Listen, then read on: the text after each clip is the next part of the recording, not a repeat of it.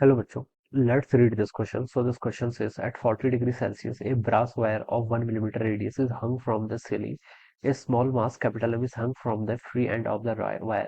The wire is cooled down from 40 degrees Celsius to 20 degrees Celsius. It regains its original length of 0.2 meter. The value of capital M is closer to. Capital M की बच्चों आपको यहाँ पर values बतानी है, ठीक है। We have given the four options, आपको यहाँ पर फोर ऑप्शंस गिवन है। तो देखिए बच्चों, इस क्वेश्चन का की कॉन्सेप्ट आप क्या लिख सकते हैं। आपको यहाँ पर कैपिटल एम की वैल्यू बतानी है, ठीक है। तो थर्मल एक्सपेंशन लिख लीजिए इस क्वेश्चन का की कॉन्सेप्ट, थर्मल एक्सपेंशन भी लिख सकते हैं, ठीक है। और यहाँ पर हम यंग्स मॉडुलस वाले कॉन्सेप्ट का भी क्या करेंगे बच्चों, यूज करेंगे, ठीक है। तो चलिए बच्चों, देखिए इसको स्टार्ट करते हैं। देखिए आपसे क्वेश्चन बोला गया है कि ये ब्रास वायर है जिसकी रेडियस गिवन कर रखी है और उसकी लेंथ गिवन कर रखी है, ठीक है। हैंग कर रखी है from the free and. The wire is cooled, ठीक है, टेम्परेचर चेंज हो रहा है, ठीक है। तो value of M is closest to, value of M बतानी है, ठीक है। बच्चों देखिए, चेंज इन टेम्परेचर के कारण जो चेंज आता है डेल्टा एल, वो किसके इक्वल होता है, एल नॉट टाइम्स आपका अल्फा डेल्टा टी के इक्वल होता है, ठीक है। ये आपका चेंज इन लेंथ आता है। और यंग्स मॉडुलस देखिए आपको क्या बताता है, यंग्स मॉडुलस आपका स्ट्रेस टू द स्ट्रेन का रेशियो होता है, ठीक है। स्ट्रेस हो जाएगा आपका force per unit area, strain हो जाता है आपका चेंज पर यूनिट लेंथ के इक्वल, ठीक है। इसको आप क्या लिख सकते हैं, F L divided by area times आपका डेल्टा एल, ये लिख वैल्यू आपसे लिख सकते हैं, ऑलराइट। अब बच्चों देखिए, डेल्टा एल को देखिए मैं यहाँ पर से क्या लिख सकता हूँ, यहाँ पर से डेल्टा एल को मैं लिख सकता हूँ, ये हो जाएगा आपका F times L divided by area times आपका यंग्स मॉडुलस। और ये वैल्यू इसके इक्वल होनी चाहिए, ठीक है। तो यहाँ पर से देखिए मैं क्या लिख सकता हूँ, आपका F L divided by area into Young's modulus. ये वैल्यू किसके इक्वल होगी, आपकी एल।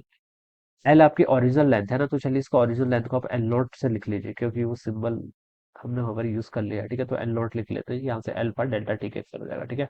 एल नॉट से बच्चों आपका एल नॉट कैंसिल हो गया, ठीक है। मुझे एम की वैल्यू बतानी है। एम की वैल्यू बताने के लिए मुझे पहले यहाँ पर फोर्स फाइंड आउट करना पड़ेगा बेसिकली, ठीक है। तो फोर्स देखिए कितना आएगा यहाँ पर से आपका, area into Young's modulus into alpha delta T divided by यहाँ से कितना हो जाएगा, एल नॉट, तो एल नॉट कैंसिल हो गया, इतना आ जाएगा, ठीक है। यहाँ से ये आपका क्या आएगा, this will be our force, ठीक है।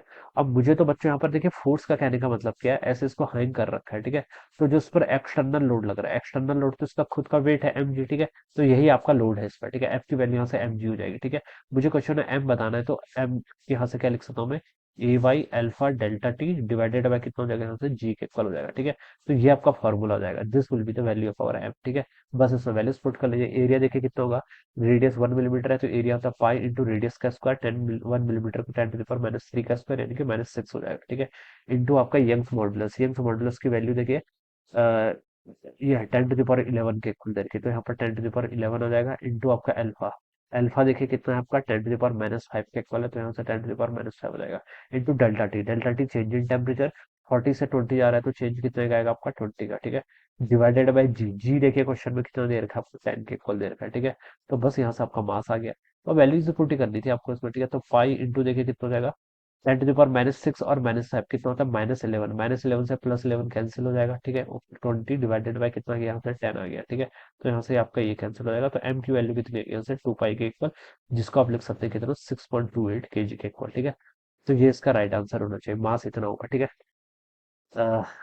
6.28। हमसे क्वेश्चन बोल रखा है the value of M is closest to, सबसे ज्यादा किसके क्लोज होनी चाहिए, ठीक है। अब बच्चों देखिए 6.28 सबसे ज्यादा क्लोज किसके है, 9 के ही है यहाँ पर, तो उसका मोस्ट एप्रोप्रिएट आंसर बी होना चाहिए। क्लोज बोल रखा है उसने, ये नहीं बोला value of M is equal to, ठीक है।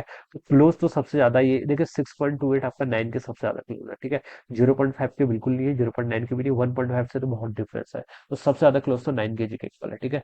तो यहाँ से हम क्या लिख सकते हैं, बी ऑप्शन क्या होना चाहिए, फिर इसका राइट आंसर होना चाहिए, alright. So I hope you all understood this concept. All the best and thank you so much.